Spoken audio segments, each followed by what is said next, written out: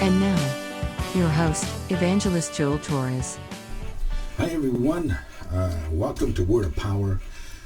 I guess I'm going to say this is welcome to Heart Reset for Revival. Now I say it that way because God has been putting some things in my heart in the last couple of weeks, and especially in the last couple of days, of something I read that He put a sense of urgency to speak to you about an issue where the enemy is coming in to steal, kill, and destroy. There's an institution that he's trying to kill, and I'm going to tell you, he's doing a good job right now. The word says that we are to be sober-minded, be watchful, for we have an adversary called the devil. So, of course, seeking whom he can devour. So understand, he's always seeking out. He's always trying to find a way in. And he's assigning demonics. You know, I talk about menacing spirits. You know, here's the thing. You know, for the most part, most Christians believe there's heaven and hell. They believe there is Jesus and they believe there's a devil. But they don't really believe in the reality of the existence of demonic power and entities of demons here right now amongst us. Right among us. And for that, it's not a real reality. And, you know, we just say, well, man is man, and, you know, we understand the nature of the flesh is, you know, it's contradictory to spirit, but we don't understand that that flesh is influenced by demonic power. So there's a real problem there. There's a real disconnect in there. I'm telling you that right now. So I talk about menacing spirits, and there are some menacing spirits moving in different areas. You know, look, Ephesians 6 clearly states that we do not fight against flesh and blood, but against the principalities of the air, dark forces, and the dark rulers of this world. They are among us. They are operating, and they are networking together in stealing, you know, killing and destroying the institutions that God has created for the church in every facet regarding our life. And one of those things that God showed me is marriage. This is really huge right now. No one is exempt. No marriage in the church is exempt from real attacks. No matter how mature or how well established you are in ministry, the same goes for everybody. We must all be sober-minded. We must be watchful, okay?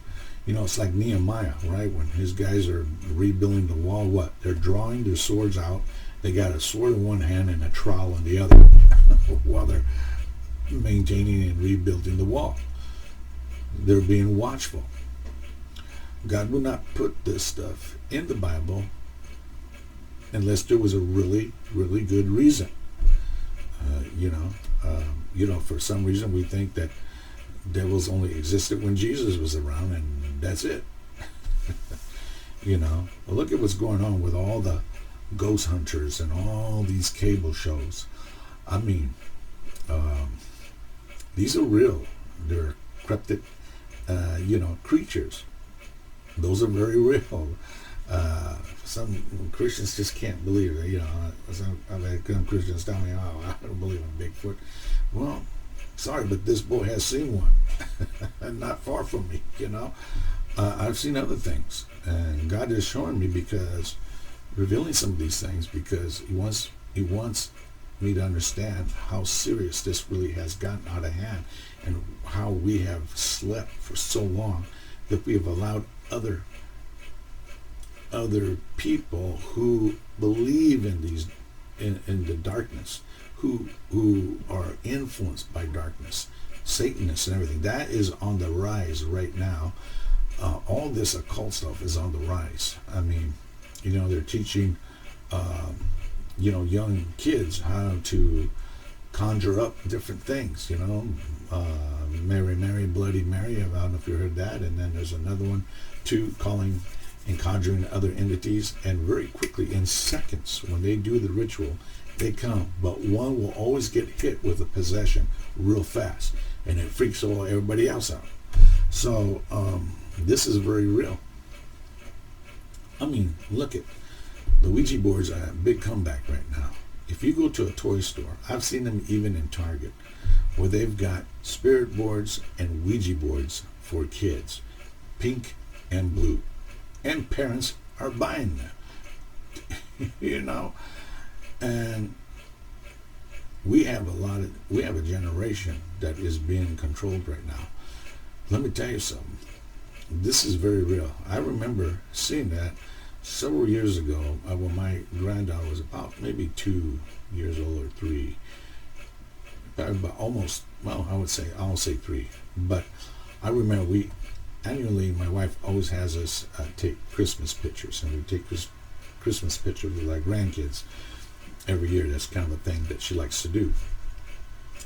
But my granddaughter, who is now 7, and was probably about 3 at that time. And I remember, I'm going to say 2 because it was longer, about 2 years old. And so my wife and, of course, our kids wanted to stay to see the proofs, right, so they can approve the pictures that were taken.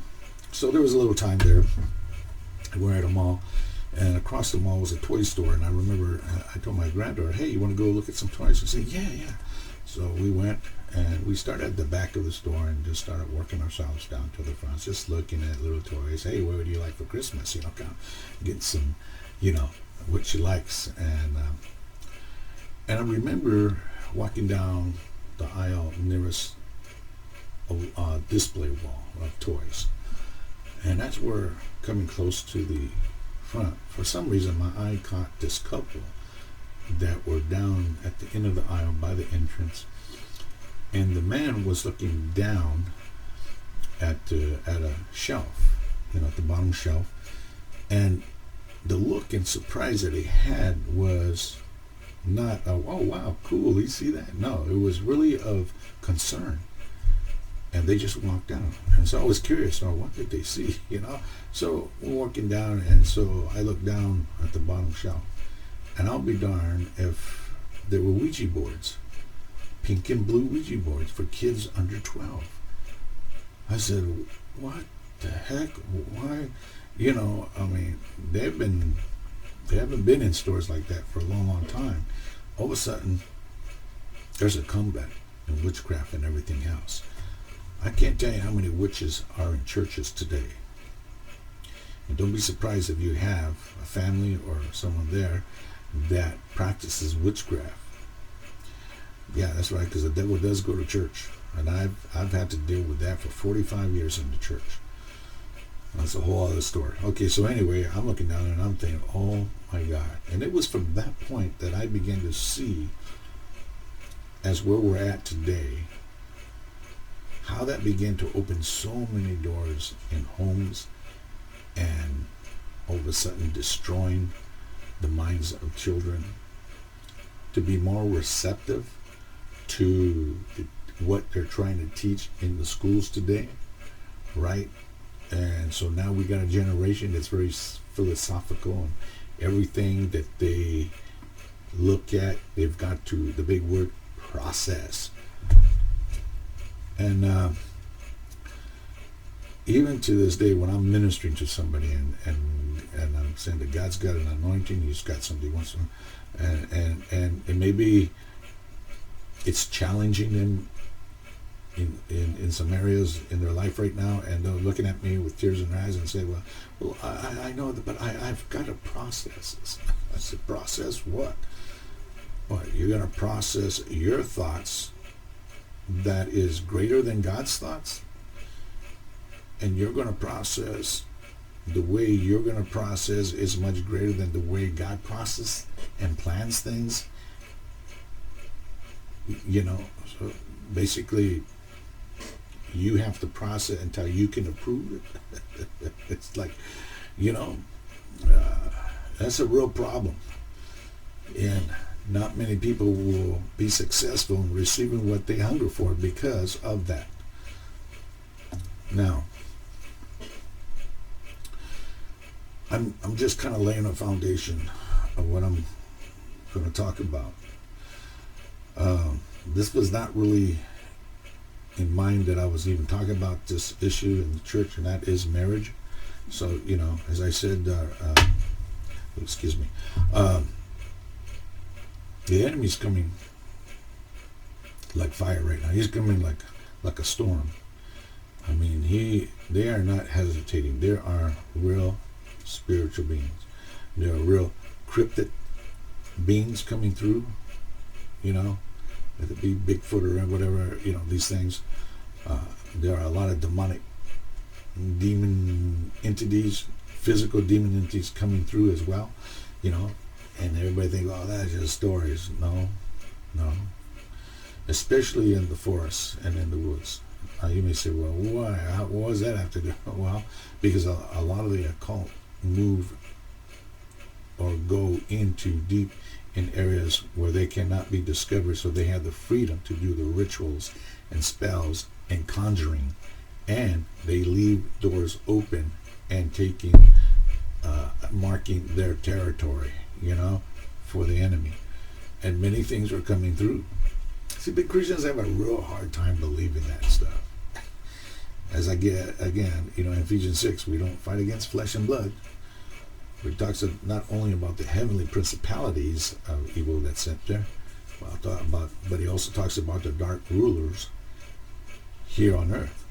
So there is a lot going on. And so I talk about menacing spirits, but some still are just not getting it. I talk about COVID-19. It's a two for one. You got the physical element, now you've got a spiritual element. I know because I've been praying for people and I've been seeing demonic demons coming out. Why? Because they're attaching themselves to this virus. This virus is a bioweapon. Let's not forget that, okay? It's a bioweapon, and so anything that is developed or created by man with the intent of evil attaches itself because it has the right to. And it's a doorway for them to attack humanity, God's creation, in every way. So it is important to be sure that we're constantly operating under a divine nature appointed. That's our new DNA, divine nature appointed. You know, and I talked about the last broadcast about scraping off the soil, the topsoil, the corrupted soil. The top part where things do grow, but because of the corruption of the soil, it's not fertile enough to sustain it for good. No roots can reach down to the fertile soil because it's stuck in there. And so weeds grow around it, thorns grow around it and choke out the good stuff, right? So it's short-lived. And a lot of Christians live on a topsoil. Right, that's what a lot of Christians are. So they don't really have any depth about this kind of stuff. They really don't have a depth in real relationship in the reality of the power and authority of God. They think they do because I love Jesus. You know, we got a lot of Christianese things. I love Jesus, how about you? Right? It's like, you know, come on, folks. You know, so, you know, these are things that we have to be watchful. Okay, so let's talk about marriage. And I just kind of said all that to get you to a point of laying the foundation. Okay, so I've been reading Galatians 5, and God began to stir me up in this area of marriage. And I can't tell you how many times that God has given me a prophetic word of warning to couples to be aware that there's an attack coming, to be aware, be watchful, because The enemy's trying to cause some conflict, right? Trying to cause distractions, and he's trying to get a hold of your marriage. I would tell him, and then I'd prophetically give him things that God was showing me, so that they can correct some things. Or I talk to one in particular spouse of that marriage to warn them, because they're already moving in a thought pattern of a sinful nature, and that's what I want to talk about. And so this is going to be part of Heart Reset for Revival, because God is coming to revive the heart. Psalms 19 is going to be that verse 7 is the key verse for this whole thing.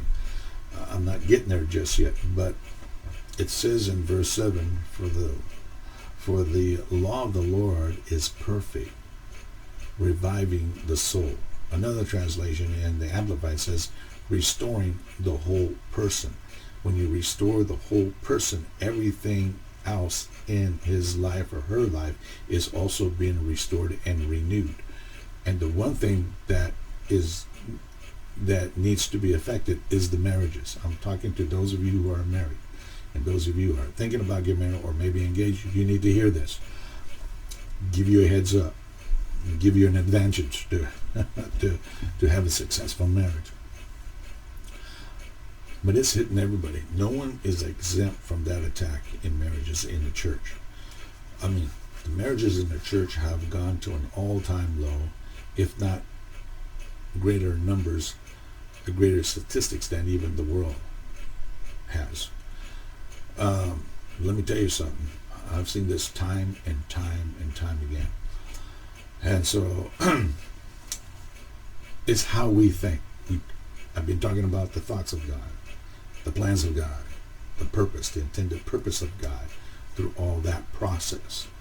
And we have to also mimic that process through a Christ-like mindset. Is that right?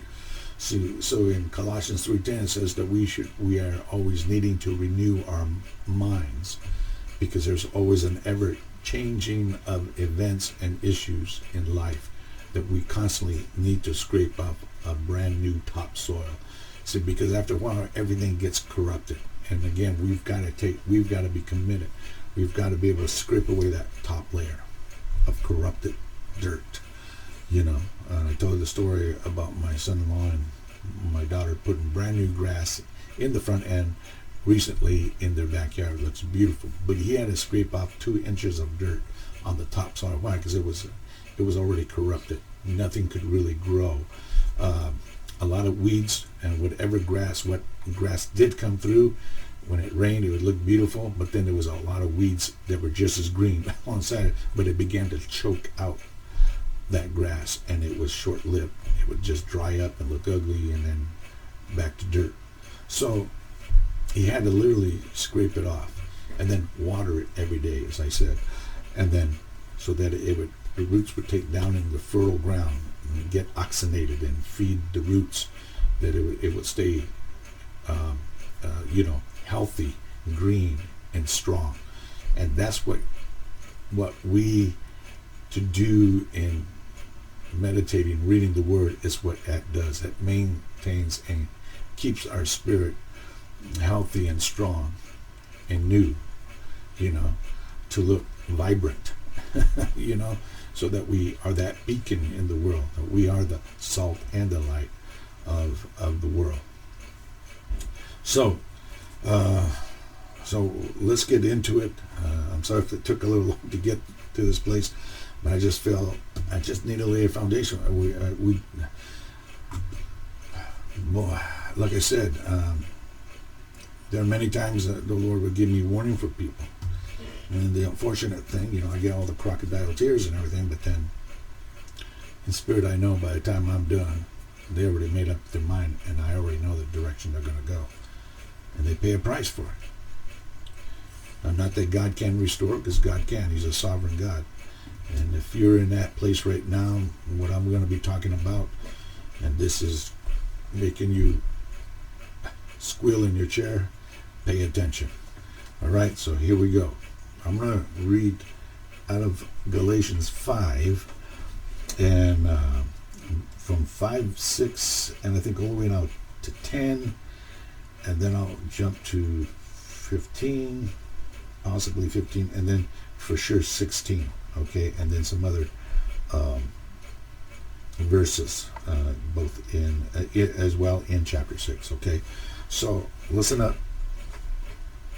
Okay, let's start in verse 5, and it says, by faith we eagerly await through the Spirit the righteousness for which we hope. For in Christ Jesus neither circumcision nor uncircumcision has any value. The only thing that counts is faith, expressing itself through love. You were running a good race. Who cut in on you and kept you from obeying the truth? That kind of persuasion does not come from the one who calls you. A little yeast works through the whole batch of dough. I am confident in the Lord that you will take no other view. The one who is throwing you into confusion will pay the penalty, whoever he may be. Let me go down to 15. Okay. If you keep on biting and devouring each other, watch out, or you will be destroyed by each other. And so the devil right now is moving in that, is making it personal, right? And I can't tell you how, when these couples are going through that, how a mean spirit comes in. I mean mean, and that you'll just say things to to your spouse, no matter how hurtful it is. You just say it in matter of fact, and it's just easy. Okay, so you got to be careful. This is where the devil wants you, so that there's a growing bitterness and hate, right? That it's hard to get into a place or it's easy to get to a place, as it say, in unforgiveness. So the enemy is smart. He's going to affect it where, there's almost no point of return, but in Christ there is, and there is restoration. Okay.